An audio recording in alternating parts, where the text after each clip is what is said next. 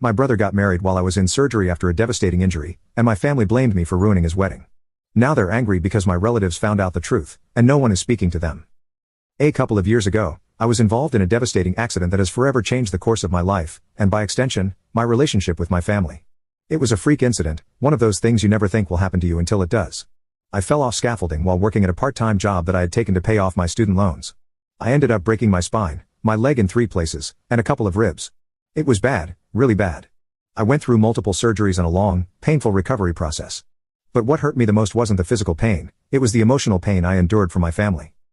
You see, my accident happened 2 days before my brother's wedding, a wedding, by the way, I'd planned to be the best man for. My parents had always adored my older brother, Mike. He was the golden child, the one who could do no wrong.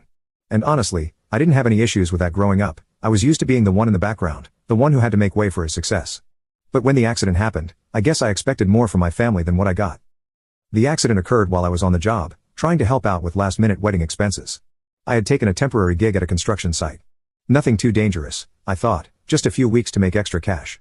But during one of the shifts, the scaffolding collapsed, and I plummeted several stories to the ground. I was rushed into emergency surgery, and things were touch and go for a while. Here's the part that gets me. My parents knew about the accident almost immediately. They were called by the hospital while I was being prepped for surgery.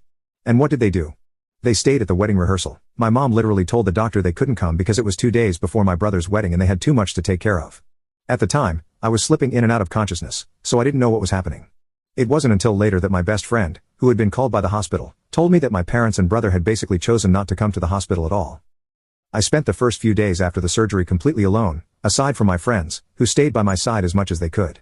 I was in an insane amount of pain, both physically and emotionally, because I couldn't understand why my family wouldn't even bother to show up, even just to check on me. When I was finally lucid enough to make phone calls, I tried to reach out to my parents. They didn't answer. I left messages. I texted. Nothing. I didn't want to ruin my brother's big day. I knew how much his wedding meant to him, and I wasn't asking them to drop everything and be by my side 24/7. I just wanted some acknowledgement, some sign that they cared. But instead, they made it clear that the wedding was more important than my well-being. Fast forward to the wedding day.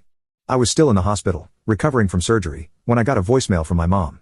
She basically said, "Hey, sorry we can't come to the hospital.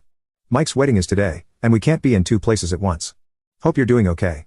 We'll check on you in a few days." That was it. My brother never called. My dad never reached out. They all went on with their lives like nothing had happened.